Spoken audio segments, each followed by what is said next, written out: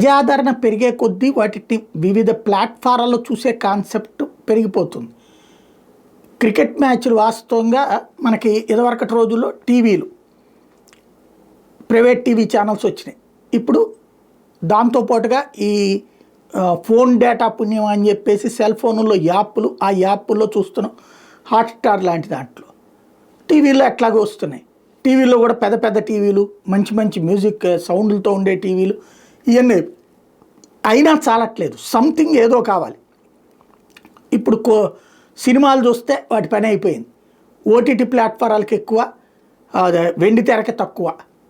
100 తయారైతే ఒక 5 సక్సెస్ అవుతుంటాయి.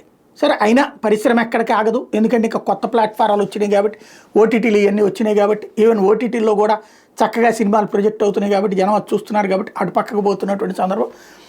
ఈ వాటి వైపుకి వెళ్తున్న దశలో సినిమాల వచ్చినేమో, అంటే వెండి తెర మీద సినిమాలు వచ్చినేమో, బుల్లి తెర మీద ఈ ఓటీటీ ప్లాట్ఫారాలకు పరిమితం అవుతుంటే, ఇదే సందర్భంలో ఈ క్రికెట్ మ్యాచ్లు వచ్చి సినిమా థియేటర్లను నింపబోతున్నాయి. ఎందుకంటే మరి వాళ్ళు ఒక మార్కెట్ ఎత్తుక్కోవాలి కదా.